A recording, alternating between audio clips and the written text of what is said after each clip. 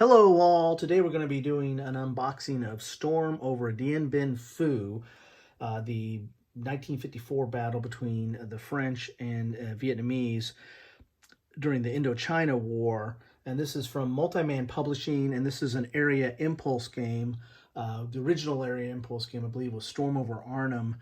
And we'll talk a little bit about what does that mean to be an area impulse game once we get in the box. So let's turn to the back of the box here. We have complexity is low, solitaire suitability is low. There are some cards in the game that it's not necessarily card driven, but card assisted.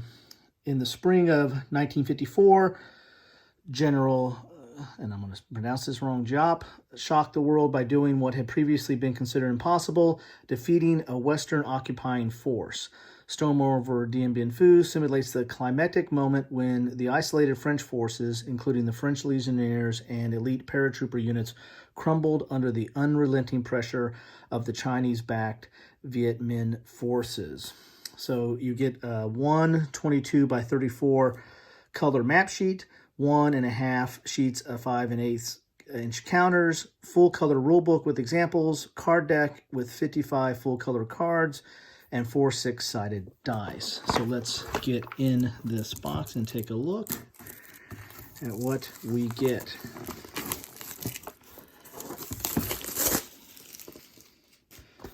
So you get a Multi-Man Publishing, I guess a 1-inch box there.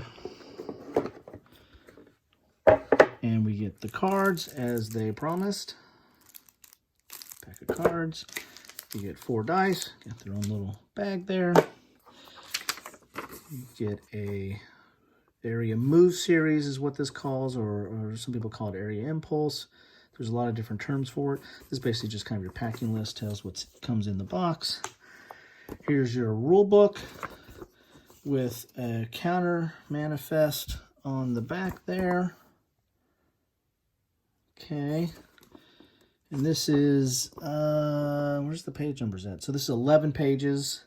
And the last few pages are examples of play. So rules are basically 9 pages. So 9 pages of rules. You have some examples in there, full color. Okay, there's your sequence of play. There's your units. Map key. Okay, so 9 pages of rules. Doesn't look that complex.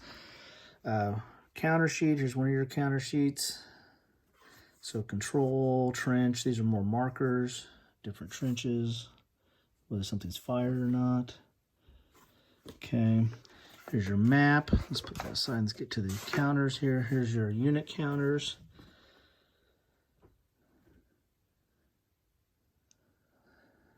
Okay, and with basically the NATO symbols. So there you have, here's your counter sheet. Okay, and let's look at the map. And this is one of the aspects of area impulse, is that it's areas, it's not a hex grid. So there's going to be areas, and in the areas you're going to have numbers. And usually, and I need to read up on this game, but normally in area impulse you'll have a number, and that's usually a train effect number. I believe that might be the same in here. Where that will modify the combat. There's no combat table or combat results table. You're going to compare the attack value and the defense value, roll dice, use dice modifiers, and then the higher roll will inflict losses, and then those losses will take, will manifest themselves in different ways on the units. So there's your map there. And then you have areas that are numbered, because you'll go through the different areas as you're going through your resolution and your impulses on there. So that's the map. So let's talk a little bit about area impulse. So one of the things I said that's going to be common in area impulse games is going to be areas. You're going to be moving counters through areas, and your units are going to be occupying areas as opposed to hexes. And again, there's no combat results table. There'll be rolling dice and using die modifiers for your units to determine what's the result of the attack. There's a lot of different area impulse games. As I said, Storm over Arnhem, which, this takes its name from Storm over series there. Storm over Arnhem was one of the first ones, if not the first to come out. But this system has been taken to a lot of different theaters and different combat or military situations. You have Breakthrough Cambrai, which is like the first tank battle in World War I. So this is another multi-man publishing game. As you see, some similar elements there, with the number of the area. And then, of course, this is the terrain effect modifier for combat in that area, and then your units. And you'll move area to area. And that's the other feature, is the impulse. So you're basically going to take turns activating your groups of troops. So you'll activate an area, and that's part of your impulse. And you'll move or do combat, and then the other side will have their impulse. And you'll keep doing this until both players kind of pass, and that will end the turn. That's most games. Some games actually might have like a sunset die where you roll a die, and that's it. That's the limit to the number of impulses are going to be that turn, and it's kind of more of a surprise to the units. You might not get all your actions in or all your impulses in because of that sunset die roll. This has also been translated to the Napoleonic era. This is a little bit different, but it does have some of the same elements of area impulse as far as different areas, no combat chart, and you're activating. It doesn't really call them impulses. I think it calls them activations in this game. And then like here's the example of the combat results. So you'll compare your attack and your defend, and then whatever is the amount is what the result is on there. A more recent game from Revolution Games is the Siege of Chome, Afghanistan, 1983, so a little bit more modern. It's got the cards, so similar to Storm Over, and your map is going to be very similar. You have your areas, numbers, and then you have your terrain effects, and this has like the mountains and different type of terrain effects on this as well. So again, been translated even to modern combat, and then it finds its way into a lot of magazine type games. Let's see, this one is, who developed this one?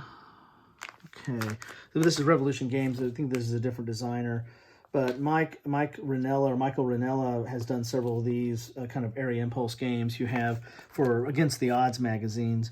Here's Not War But Murder. This is Civil War, A Gate of Hell. This is Paul Rohrbach. This is Civil War, Death Ride. Again, these are Against the Odd magazines, and this is how I store mine. I tend to put them in these folders because I take the rules out of the magazine. You have to take the rules out. They're stapled in, but they're separately sectioned off inside the magazine and these magazine games. And then I take them out and I put them in these little folder binders here. So I can bag my counters, put them in there, have the rules, and then have the map in there as well. And then if there's any errata, I can shove that in there. So, and I keep these in storage in kind of these bins that I got that are part of my calyxes, those little cloth bins that you put in, and I can kind of store several, 15 or 20 in one of those. So again, you can see the map, you have the number of the area, and then you have your terrain effects. So again, very similar. And this is the 1870 Franco-Prussian War. Then you have Circle of Fire. Again, another Against the Odds. This is the Siege of Chome in 1942. I think this is outside of Leningrad. And this is a very good one of the series. This is done very well. I really enjoyed this one. Again, so you got it up to World War II. I have an advertisement, so I don't have the map there, but it has kind of the same system.